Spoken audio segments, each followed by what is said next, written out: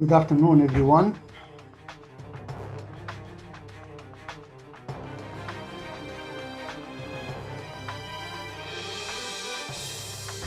This is Professor Mohammed Farghal, and this is my third lecture titled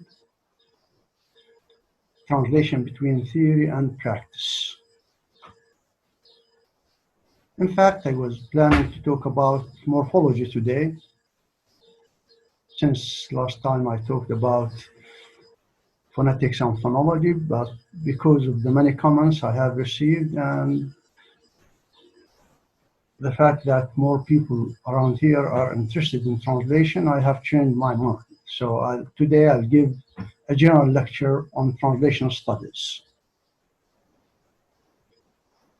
I'll skip talking about the importance of translation because simply this doesn't go beyond talking about the obvious. And I'm not that much interested in the obvious. It's only enough to look at a relatively small continent like Europe to discover the importance of translation, where tens of modern languages are spoken. So you can imagine this continent without the business of translation, the flow of information, media, flow of knowledge. There will be no way for the different nations there with their national languages to interact with each other. If we look at ourselves here in this area, we are much more privileged. Why is that? Because we have standard Arabic as a lingua franca, covering the area from the Atlantic Ocean to the Arab Gulf, or probably more accurately, from the water to the petrodollars, and from the Turkish borders to the Sudan.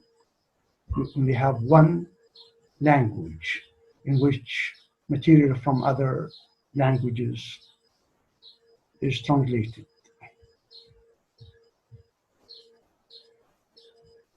In this lecture, I'll be looking first at the approaches we find in translation studies. Then I'll be looking at equivalence and context, both the macro context and the micro context in translation studies. Then I'll be moving on to talk about translation as a question of relevance and translation as an act of communication. And finally, I'll be looking at translation as a multi-stage process, both from a pedagogical perspective and from professional perspective. So let's first look at approaches to translation studies. And the most common approach is the textual approach. And this simply relates to studying translation material or textual data in order to discover norms. So instead of prescribing norms, it's more interesting to look at existing translations and detect norms. And this is parallel or similar to the distinction between prescriptive linguistics and descriptive linguistics. So we don't want to prescribe rules in translation studies. Translation activity is supposed to be based on translation norms, and these norms exist in actual translations on the market.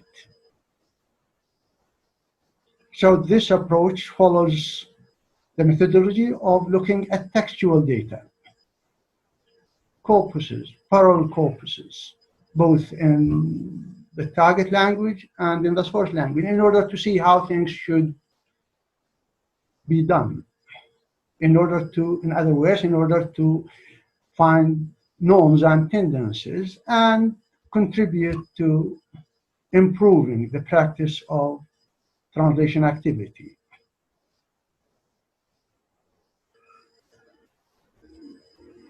This is probably most clearly pronounced by Gideon Toury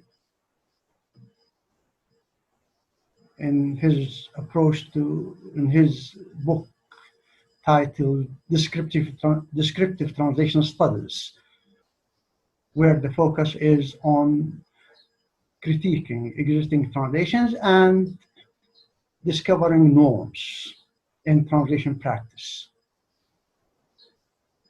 The second approach is the cultural approach, which was termed the cultural turn, simply because translation theorists and linguists are more interested in material coming from other cultures. So it's not only the Anglo-American culture that is the focus. There are other marginal cultures which should come into play. So it's not only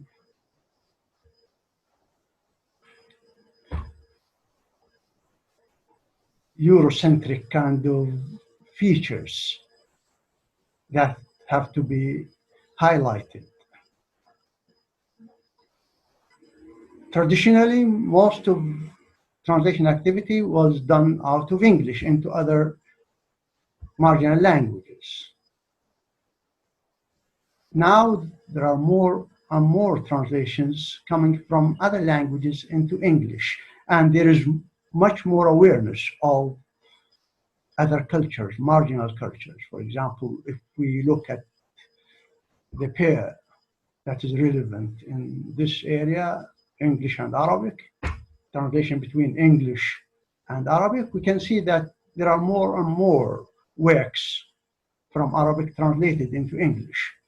And we also find more and more awareness of transferring cultural features from the Arabic cultures or features from the Arabic cultures into English translations. If you look at the translations of Najib Mahfouz, you look at the translations of Abdurrahman Munif, you find lots of cultural features translated as are or transferred as are into English. Sometimes the translator goes a bit too far. Peter Ferox, for example, translated the Arabic proverb العين بصيرة واليد قصيرة into the sight is far but the hand is short. You can imagine how hard going this would be for an native speaker of average intelligence. If all right, the context might not help that much. All right, it would help. In fact, someone who's highly educated, someone whose IQ is very high, to figure out what's meant by this. The sight is far, but the hand is short. Okay, do we want to go this far? The answer may be no. Why? Because the translator is not there in order to make life difficult for the reader, for the average educated reader. The translator is supposed to be a facilitator rather than someone who complicates things. That's why I would not go this far. And sometimes, one has to be literal in order to transfer culture. But the literalness should be comprehensible to the target reader. If what's offered is double Dutch, something that cannot be interpreted, or it may be interpreted in wrong ways, we don't want that in translation, because at the end of the day, translation is an act of communication. For example, if you look at Quran translations, you can find examples where the translation is far-fetched insofar as common sense is concerned. At one point in time, we did an experiment with a graduate student of mine. Now he's a professor or doctor, Mohammed Masri. He's based in the States, I think, now, in order to see how native speakers of English respond to things like that. And we used the verse, وَإِن كُنتُمْ جُنُبًا فَاطَّهَّرُوا. And we got wonders. All right, most of the interpreters, if not all of them, interpreted this in terms of spiritually, in spiritual terms, rather than in material terms. But we, as native speakers of Arabic, we look at this in terms of material terms. So if you have engaged in any kind of sexual activity, you have to go and bathe, go and have a bath. Nothing beyond that. But so translating this into something like, if you are filthy, purify yourself. Filthy. How could this be interpreted by a native speaker of English? Filthy could mean lots of things. Purify yourself. How do you purify yourself? By, for example, giving alms, by praying, by being nice to people. Okay. All of such things are, in fact, irrelevant, right? Regardless of what you do in terms of giving alms or being nice to others or whatever, this would not remove the necessity of having a bath in order to be ready for prayers.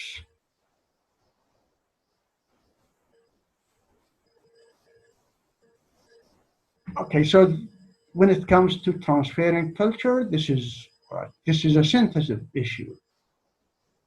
Sensitive issue simply because sometimes, if what's transferred culturally can be understood in terms of universal principles, this is a welcome move. Yes, that's what we need. All right, we need to enrich other cultures. How can other cultures, or how can culture enrich each other? They can enrich each other by simply transferring cultural features from one language into another. And that's how things probably evolve between different cultures. If we look, for example, at proverbs, we find the same proverb. We may find the same proverb in many different languages. It must have originated somewhere, but because of the interaction between these cultures, it has become common in many different languages. For example, the proverb, all the roads lead to Rome, is found in most European languages, and it's found in other languages belonging to other families. For example, it's found in Arabic. How come? And it would not mean the same thing. All right. At one point in time, Rome was, in fact, the center of the universe. But now, all right, when we say all the road or كل الطرق تؤدي إلى Roma, we don't mean Roma, as Roma is completely irrelevant. All right, so that the motive is completely different. Now, textual and cultural. If we look at this, the interaction between what's textual and what's cultural. Okay, the dividing line between them is so blurred. All right, it's like asking whether we can separate language from thought. Are they separable? To most people, including myself, the answer is no, they are not separable. They are interlooped. The same applies to language and culture. Can we separate language from culture? Or can we separate culture from language?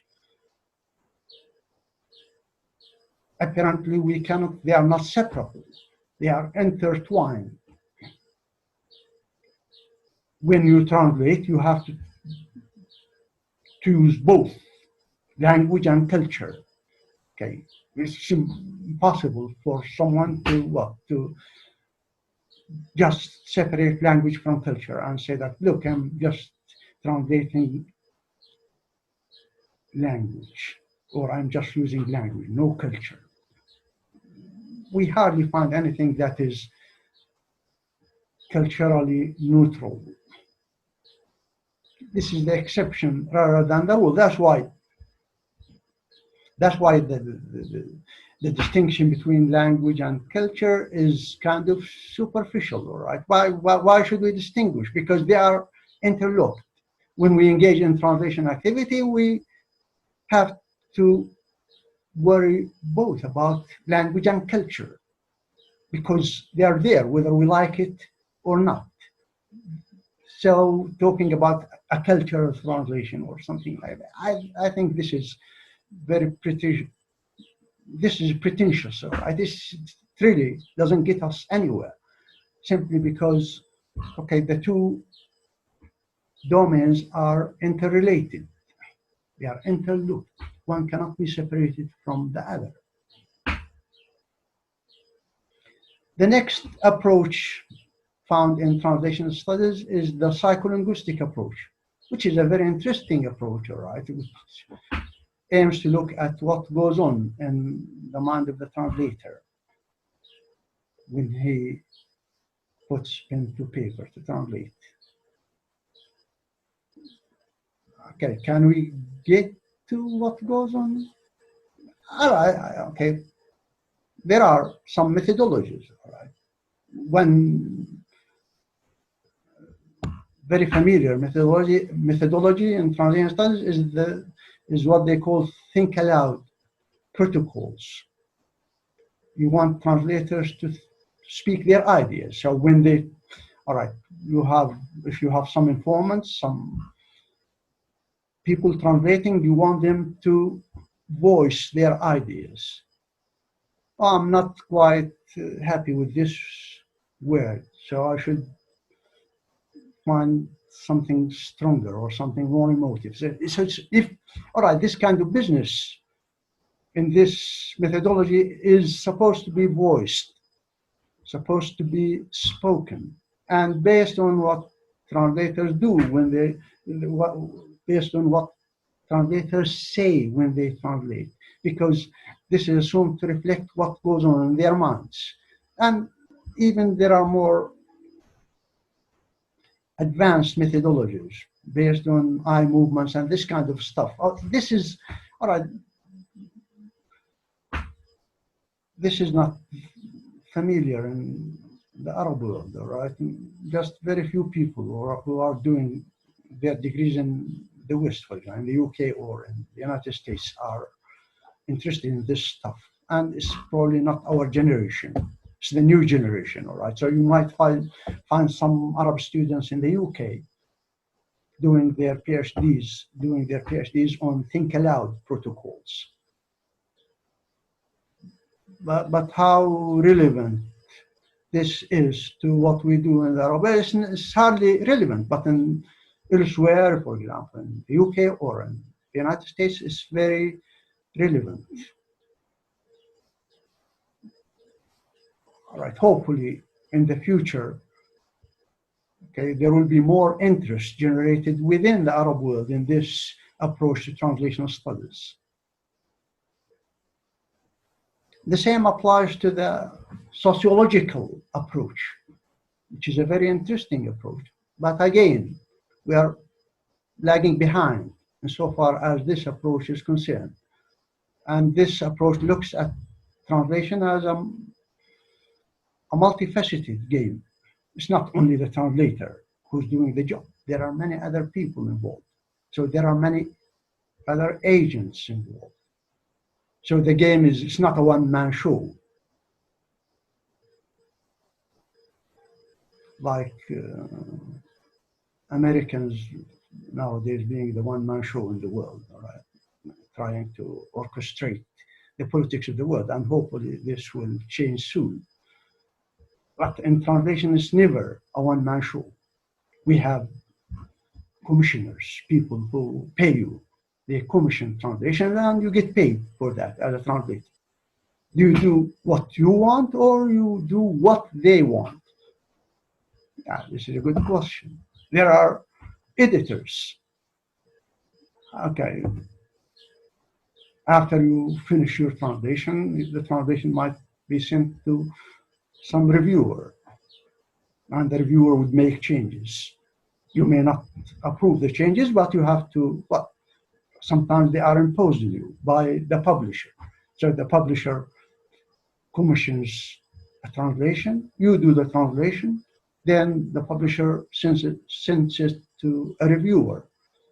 And he even does not go back to you. All right? He just takes what the reviewer says or what he has done as is. And this is what has happened with me. All right? In many cases, I was commissioned some translations. I did the translations. They were sent out to reviewers. The reviewers made some changes, but the publisher never came back to me. And they just published the translations. Now, once the translation is published, there are critics. We are part of the game. So what Purdue or the French sociologist calls capital. The capital is multifaceted here. So capital involves many agents in translation activity.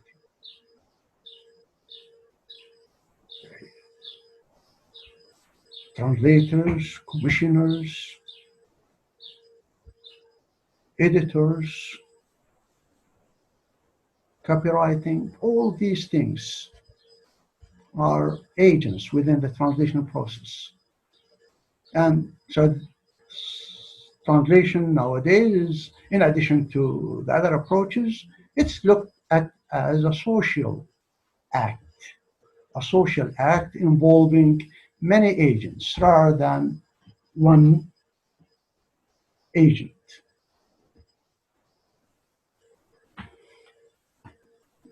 The next approach is the pedagogical approach. And there are many people interested in this. How to teach translation. So translation has become so popular, especially in the Arab world, as an academic discipline. For example, you can hardly find a university in Jordan that does not offer a translation program, not only at the graduate level, but also at the BA level, which I believe is not the right thing to do. Why? Because translation activity requires mature people, maturity in terms of psychology and in terms of knowledge, not only psychology. So how would you expect people coming from high school to engage in translation? Some people who haven't been listening to news, who haven't been interested in the media, who've been interested only in WhatsApp and things like that. So all of a sudden they are in departments of translation, faced with the task of translating different text coming from different genres. I don't think it's the right thing to offer translation programs at the BA level. Translation could be an important component of English departments. I think this is a very good idea, and which has been the way for a long time, and people were happy with that. But now, with the establishment of departments of translation at the BA level, I personally, there are many people who opposed me. I remember Professor Abdullah Shinab, okay, the late Professor Abdullah Shinab, rahmatullah alayhi, who was so keen on having a translation program at the BA level at Yarmouk University, and now it's a very popular program. But at the end of the day, we'll have to look at the graduates from that program.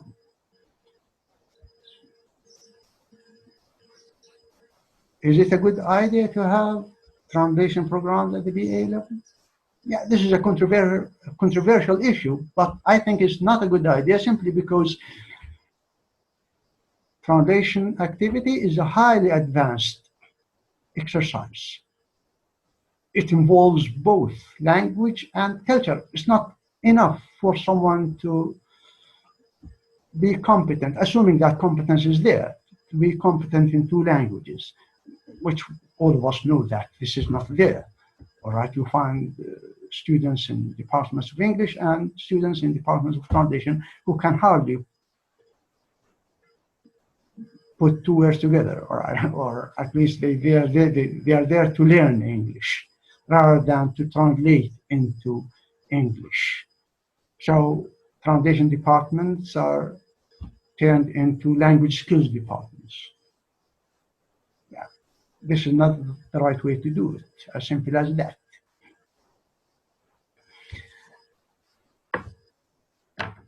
And finally, when it comes to approaches to translation studies,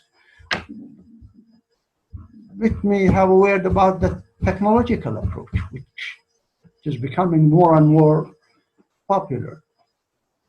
There are many technological or technical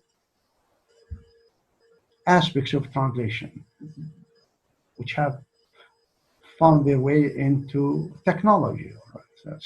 We are all aware of Mr. Google, Wikipedia, electronic dictionaries, encyclopedias. All these are found online these days. So translation now is much easier than what it used to be in the past. In the past, right, if you come across an allusion while translating a novel, you have to go to the library to look it up. And you may spend the whole week to no avail. Now, all right, you can get the answer in a fraction of a second by either going to Google or Wikipedia. So technology is a great aid to translators these days. Personally, all right, I have done many translations, by the way, and without technology, I wouldn't have even thought of doing a translation. How is that? Someone say, yeah, oh, okay, but translation, all right, Google does not help. It does help if you know how to use Google properly. All right, let me give you an example. All right, you are stuck with a word. All right, you have chosen a word, and you are not that happy with it. Okay, Google will give you more options, and if you look at the options, oh, I don't know why I haven't called up this option. So it's all right, options. All right, when instead of being stuck with one or two options, Google might give you 15 options. And there you realize that, okay, there are more appropriate terms to use. Allusions. If you come across an allusion, someone alluding to a movie, and you're not familiar with that movie, the allusion is there for some purpose. There is a theme. But the theme, instead of expressing the theme lexically, the way we ordinarily do it, all right, that motive is expressed by making an allusion to some act or some character in a movie. What you have to do is just Google that allusion and you'll get an answer. Now there you have to what? You have to opt for something. that reflects the motive. Okay. These approaches, as you can see, cover all aspects of translation studies. Translation studies is, to me at least, a derived kind of discipline. It's part of applied linguistics. We have to recognize this fact. Now, how far it goes depends on the infrastructure of translation activity in a country. For example, the infrastructure here in the Arab world is quite modest. Okay, just we are content with looking at translation from a textual and cultural perspective, and to some extent from a pedagogical perspective, simply because the teaching of translation is quite popular these days and people want to know how to teach translation. But if we look at the other approaches, the psycholinguistic approach, the technological approach, the sociological approach, we are lagging behind. And in fact, it's a matter of relevance, how relevant these approaches are to us. So far, the infrastructure, for example, does not support the psycholinguistic approach. All right. Why? Because you need to have some infrastructure in order to scientifically study what goes on in the mind of the translator when he translates. But when it comes to the textual approach, you don't need an infrastructure, do you? All right, just look at existing translation and you can collect your textual data. This is the first part of my lecture.